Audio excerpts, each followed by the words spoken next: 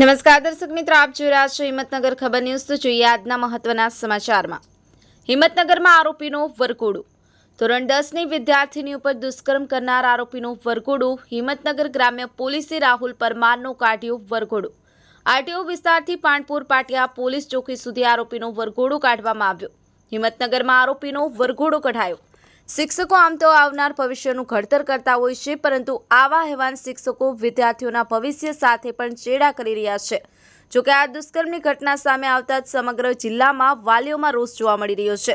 જો કે police guest હાઉસના સીસીટીવી કેમેરાના ફૂટેજ કબજે કર્યા હતા। પોલીસે આગળની કાર્યવાહી હાથ ધરવામાં આવી। જીતુભા રાઠોડ, હિંમતનગર ખબર ન્યૂઝ, તલોદ।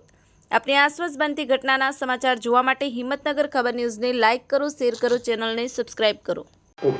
જી સર, જે પ્રકારે એક આ હિંમતનગર તાલુકામાં વિદ્યાર્થીની પર શિક્ષકે દુષ્કર્મ આચર્યું છે, શું સમગ્ર ઘટના, કેટલા આરોપીની ધરપકડ અત્યાર સુધીમાં કરવામાં આવી છે, કઈ દિશામાં તપાસ ચાલી રહી છે?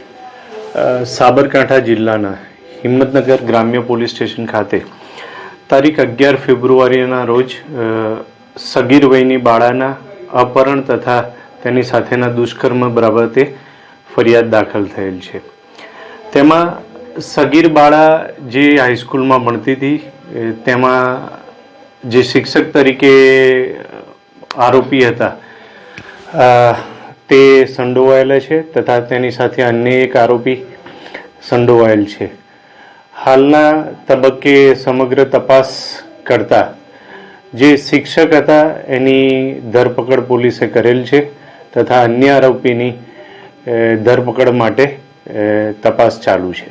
અન્ય આરોપીનો શું રોલ છે આખા સમગ્ર પ્રકરણની અંદર? અન્ય આરોપી જે છે એ આ સગીર બાળાને મોટરસાયકલ ઉપર જે સ્થળે દુષ્કર્મ થયું છે ત્યાં આગળ લઈ ગયેલા છે।